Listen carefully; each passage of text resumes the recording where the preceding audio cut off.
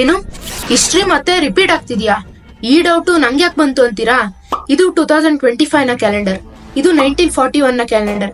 Exactly same dates, same weekends and probably same ಶಾಪ ಅಂತ ಯಾಕೆ ಹೇಳ್ತಿದೀನಿ ಅಂತೀರಾ? 1941 20ನೇ ಸೆಂಚುರಿನ bloodiest and tragic year.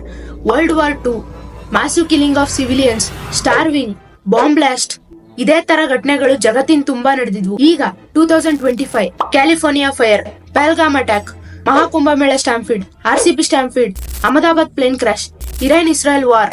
Exactly same ಅಲ್ವಾ? It means 1941 is repeating itself. ಆದ್ರೆ ಈ ಸಲ ಇನ್ನು ಭಯಂಕರವಾಗಿ. ಇದೊಂದೇ ಅಂತ ಅಲ್ಲ, 2019 ಅಲ್ಲಿ ಕೋವಿಡ್ ಪ್ಯಾಂಡಮಿಕ್ ಇಂದ ಕೋಟ್ಯಾಂತರ ಜನ ಸತ್ತೋದ್ರು. ಅದ್ರ ಕ್ಯಾಲೆಂಡರ್ ಕೂಡ 1918 ಕ್ಯಾಲೆಂಡರ್ಗೆ ಮ್ಯಾಚ್ ಆಗ್ತಿದೆ. ಅಂದ್ರೆ 1918 ಅಲ್ಲಿ ಕೂಡ ಸ್ಪ್ಯಾನಿಷ್ ಫ್ಲೂ ಬಂದು ಕೋಟ್ಯಾಂತರ ಜನ ಸತ್ತೋಗಿದ್ರು. ಇದೊಂದು ಕೋಇನ್ಸಿಡೆನ್ಸ್ ಅಂತ ನಂಗಂತೂ ಅನಿಸ್ತಿಲ್ಲ. ನಿಮ್ಗೇನ್ ಅನ್ಸುತ್ತೆ ಅನ್ನೋದನ್ನ ಕಮೆಂಟ್ ಮಾಡಿ ತಿಳಿಸಿ.